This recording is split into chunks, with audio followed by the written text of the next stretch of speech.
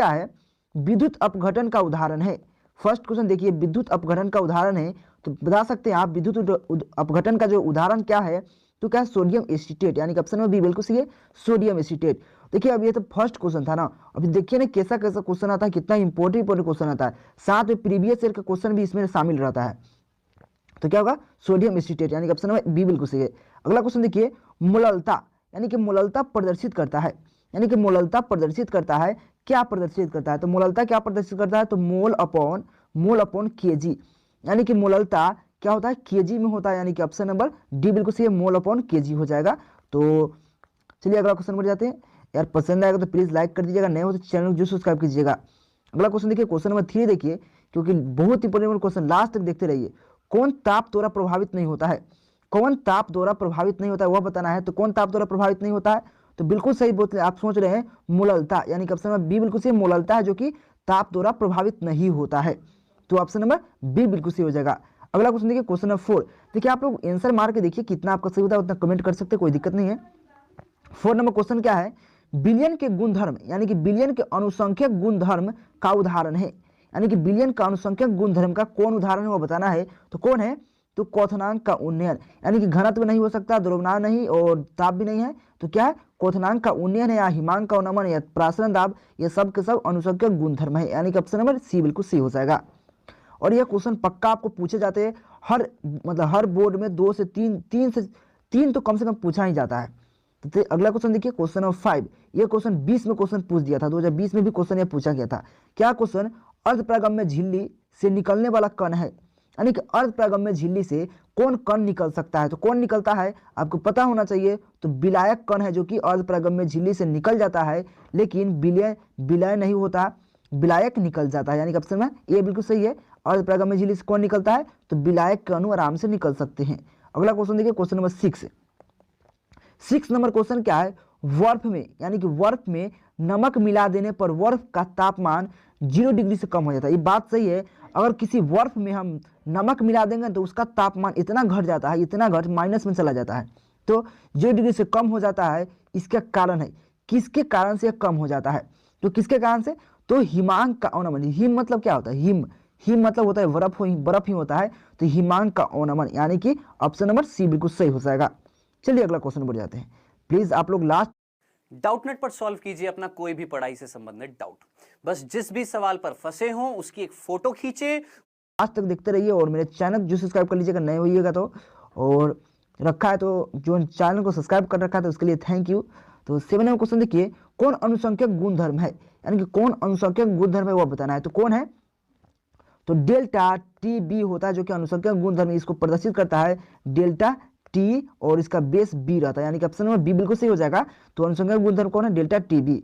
तो अगला क्वेश्चन बढ़ जाते हैं, क्वेश्चन नंबर 8 क्या कह रहा है, देखिए बहुत ही इंपॉर्टेंट क्वेश्चन है यार। 8 नंबर क्वेश्चन क्या है, यह क्वेश्चन पूछा भी कितना गया है, यानी कि बिलियन के अनुसंख्यक गुणधर्म वे गुण होते हैं जो निर्भर करते हैं, यानी कि अनुसंख्यक गुणधर्म वे गुण होते हैं जो निर्भर करते हैं, किस पर निर्भर करते हैं, तो विलायक के अणुओं पर, यानी कि यहाँ पे देख पा रहे हैं, नहीं विलायक नहीं, कणों की संख्या पर। ऑप्शन नंबर डी बिल्कुल सही हो जाएगा, सॉरी यह नहीं होगा, यानी कि ऑप्शन नंबर डी कणों की संख्या पर निर्भर करता है, यानी कि ऑप्शन नंबर डी बिल्कुल सही हो जाएगा।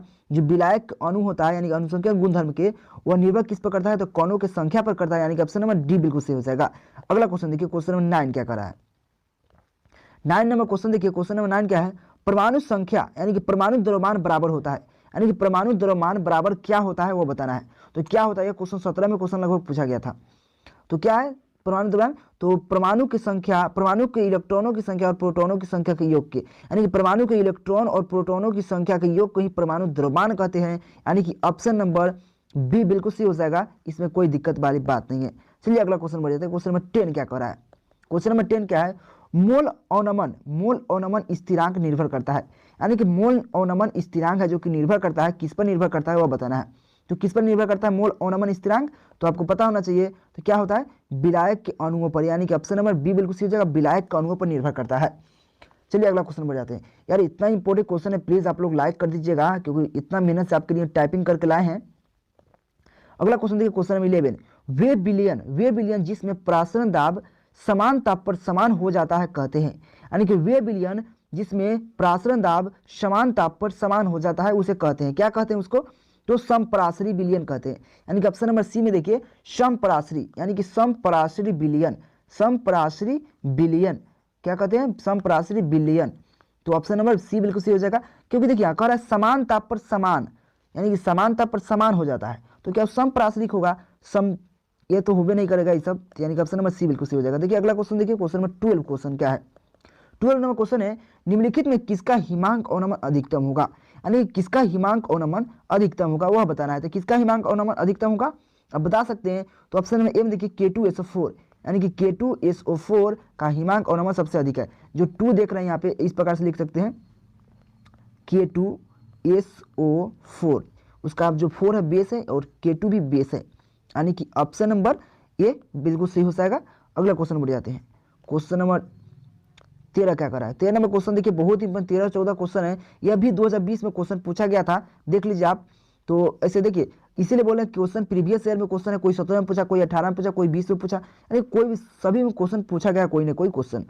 क्वेश्चन क्या है, आदर्श विलयन का गुण है, यानी कि आदर्श विलयन का क्या गुण है वह बताना है। तो राउल्ट का नियम का पालन करता है या नहीं करता, तो क्या करता है, तो राउल्ट का नियम का पालन करता है, यानी कि ऑप्शन नंबर ए बिल्कुल सही है। जो आदर्श विलयन होता है वो राउल्ट के नियम का पालन करता है, और यह बहुत इंपॉर्टेंट क्वेश्चन है।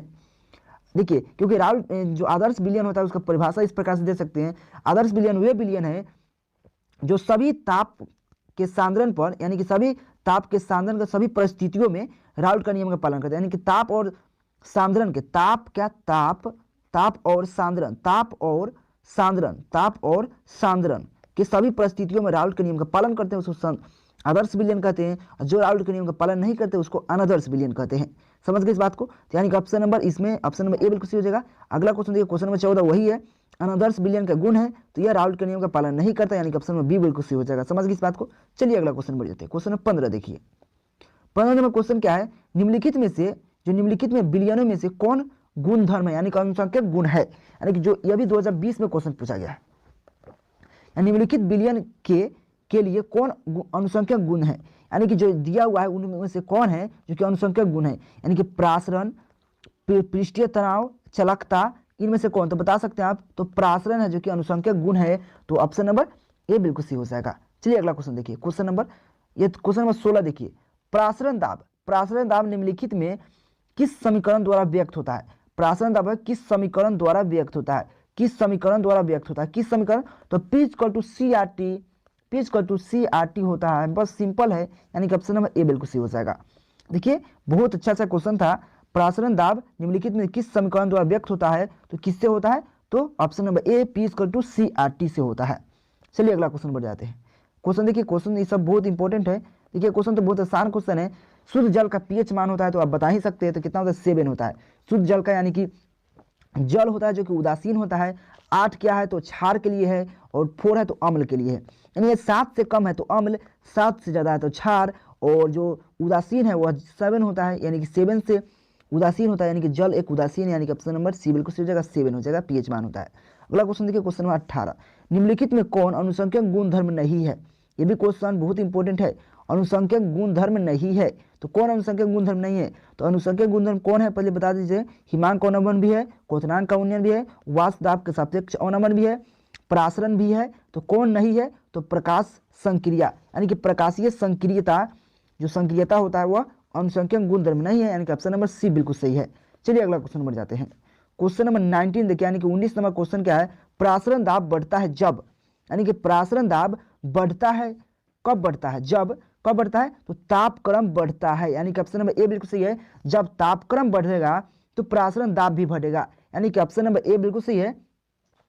और ये इतना इंपॉर्टेंट क्वेश्चन है, बहुत इंपॉर्टेंट क्वेश्चन है। अगला क्वेश्चन देखिए, क्वेश्चन नंबर 20 क्या कर रहा है, क्वेश्चन नंबर 20 देखिए, कौन सी सांद्रण इकाई ताप से स्वतंत्र होती है, कौन सी सांद्रण इकाई ताप से स्वतंत्र होती है वह बताना है। तो कौन सी सांद्रण इकाई जो ताप से स्वतंत्र होती है, इसका आप कमेंट बॉक्स में जवाब दे सकते हैं कौन सा होता है, क्योंकि इससे पहले हम एक क्वेश्चन लगाए थे जो आपको पता होगा थोड़ा देर पहले, मतलब इसी वीडियो में, कि जो ताप द्वारा प्रभावित नहीं होता तो स्वतंत्र, वही बात हुआ। तो कौन स्वतंत्र होता है ताप से प्रभावित नहीं होता है, तो इसका कमेंट बॉक्स में आंसर दीजिए इसका, तो इसके लिए आपके लिए छोड़ देते हैं। चलिए अगला क्वेश्चन देखते हैं, क्वेश्चन नंबर 21 क्या कर रहा है, क्वेश्चन नंबर 21 देखिए, निम्नलिखित जलीय घोल में, यानी कि निम्नलिखित जलीय घोल में किसका क्वथनांक अधिकतम होता है, यानी किसका क्वथनांक अधिकतम होता है वह बताना है।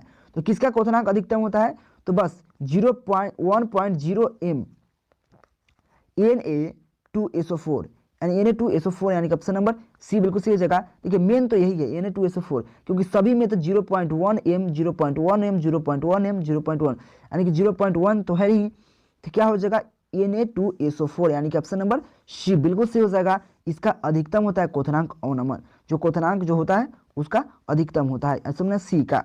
अगला क्वेश्चन देखिए, क्वेश्चन नंबर 22। यह क्वेश्चन भी बहुत इंपॉर्टेंट है, 17 में क्वेश्चन पूछा गया था। क्वेश्चन देखिए, HCl तथा H2O यानी कि हाइड्रोजन क्लोराइड और यहाँ पे HCl और H2O यानी कि जल की जो स्थिर क्वाथी मिश्रण में होता है, यानी कि HCl तथा H2O की स्थिर क्वाथी मिश्रण में क्या होता है वह बताना है। तो क्या होता है या कितना होता है, कितना होता है, तो 20.2 यानी कि 20.2% HCl क्या होता है HCl, यानी कि ऑप्शन नंबर डी बिल्कुल सही हो जाएगा। क्या होता है क्वाथी मिश्रण में, तो 20.2% HCl होता है। समझ गए इस बात को, इस बहुत इंपॉर्टेंट है भाई, आप लोग याद कर लीजिए। अगला क्वेश्चन देखिए, क्वेश्चन नंबर 23 क्या कर रहा है। क्वेश्चन नंबर 23 क्या है, समुद्री जल का प्रासरण दाब होता है, यानी कि समुद्री जल का प्रासरण दाब लगभग होता है। तो कितना होता है प्रासरण दाब, तो आप बता सकते हो, तो 30 एटम होता है, यानी कि 30 एटम होता है, यानी कि ऑप्शन नंबर ए बिल्कुल सही है। जो समुद्री जल है उसका प्रासरण दाब 30 एटम, यानी कि ऑप्शन नंबर ए बिल्कुल सही हो जाएगा। समझ गए इस बात को। अगला क्वेश्चन देखिए, क्वेश्चन देखिए, ये क्वेश्चन तो बहुत इंपॉर्टेंट क्वेश्चन है, कंफ्यूजिंग नहीं होना है। देखिए अगर इस पर कंफ्यूजिंग होइएगा तो फंस जाइएगा। कंफ्यूजिंग क्या, मानव रक्त का पीएच मान होता है, ये कंफ्यूज नहीं होना है। अगर विश्वास नहीं होगा कितना बुक में इसका आंसर गलत है, कितना गेस में भी गलत है, तो इस बात को ध्यान दीजिएगा। तो इसका आंसर क्या हो जाएगा, मानव रक्त का पीएच मान क्या होता है। देखिए मानव रक्त क्षारीय होता है, क्या होता है क्षारीय होता है, तो क्षारीय प्रकृति होने के कारण, लेकिन क्षारीय भी होता है, क्षारीय तो 7 से ऊपर होगा, लेकिन 7 से ऊपर होगा, लेकिन कितना होगा 7 से ऊपर, तो ये भी है 7 से ऊपर, ये भी है, लेकिन ऑप्शन नंबर सी में देखिए 7.4 होता है। मानव रक्त का पीएच मान 7.4 यानी कि ऑप्शन नंबर सी बिल्कुल सही होता है। अगर विश्वास नहीं था आप गूगल पे सर्च करके देख सकते हैं, कहीं भी देख सकते हैं, यानी कि 7.4 ही होता है रक्त का पीएच मान। अगला क्वेश्चन देखिए, क्वेश्चन नंबर बस इतना ही लास्ट क्वेश्चन था, क्योंकि हम लोग बोले थे 30 क्वेश्चन, लेकिन इतना ही क्वेश्चन बना पाए हम, इतना ही मोस्ट इंपॉर्टेंट था जो प्रीवियस में पूछा भी गया है। तो बस वीडियो कैसा लगा जरूर बताइएगा, और नए